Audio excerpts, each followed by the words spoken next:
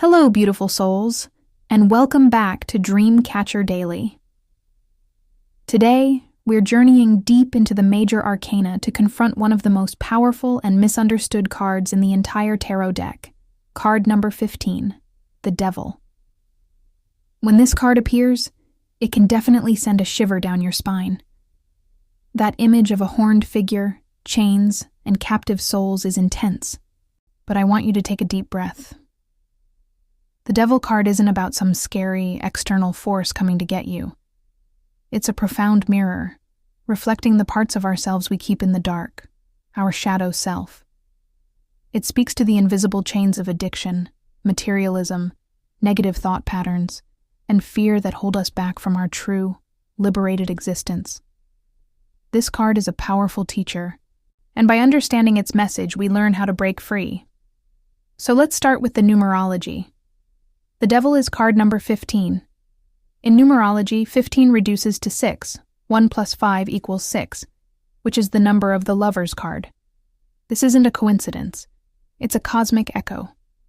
The Lover's card is all about conscious choice, harmony, and aligning with our values. The Devil, its shadow counterpart, represents the consequences of unconscious choices, disharmony, and attachments that lead us astray.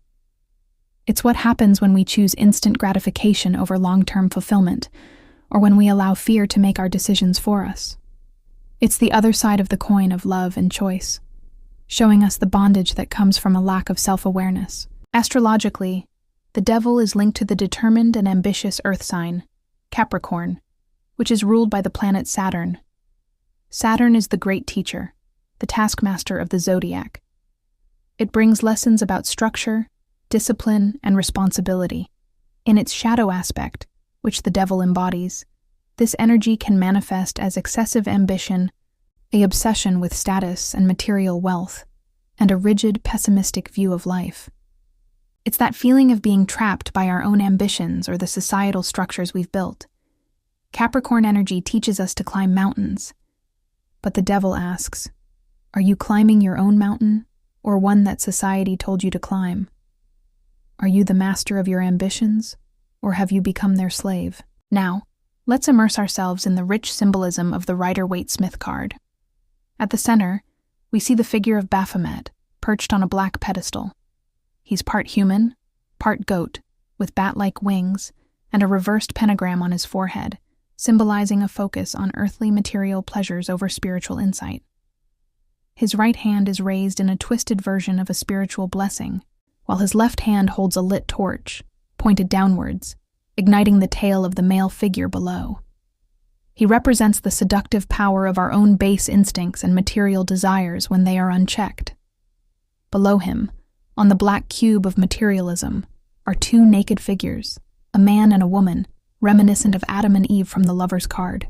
They have small horns and tails, showing they've taken on some of the Devil's beast-like nature. Crucially, they have loose chains around their necks. Look closely. The loops are wide enough for them to easily slip their heads out. This is the absolute key to this card's message. They are not truly trapped. Their bondage is an illusion they've bought into. They have the power to free themselves at any moment, but perhaps they've grown comfortable in their confinement or are too afraid to leave. So, what is the ultimate life lesson here? The Devil challenges us to perform a radical act of honesty.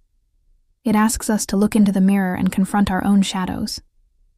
Where in your life are you giving your power away?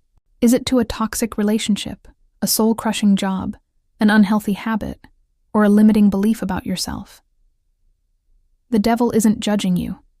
It's illuminating these chains so you can finally see them for what they are: illusions. True freedom doesn't come from ignoring the darkness, but by walking into it, understanding it, and integrating its lessons.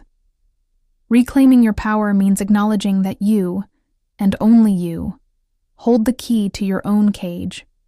When the Devil appears upright in a reading, it's a clear call to examine your attachments.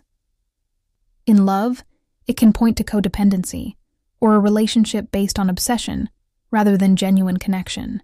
In work, it might signify feeling trapped in a job purely for the money, or being a slave to ambition. For health, it's a major red flag for addictions or harmful habits. When the devil is reversed, the message shifts to liberation. The chains are breaking. You're becoming aware of these restrictive patterns and are actively working to release them.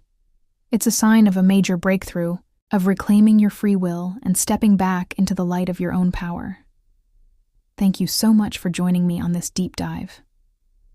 The devil is a challenging card, but its message of liberation is one of the most empowering in the tarot.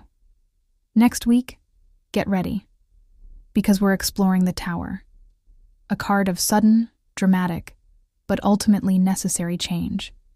You won't want to miss it. If you found this lesson helpful, please give this video a thumbs up, subscribe to Dreamkatcher Daily, and hit that notification bell so you don't miss our next journey together. Until then, stay curious and stay free.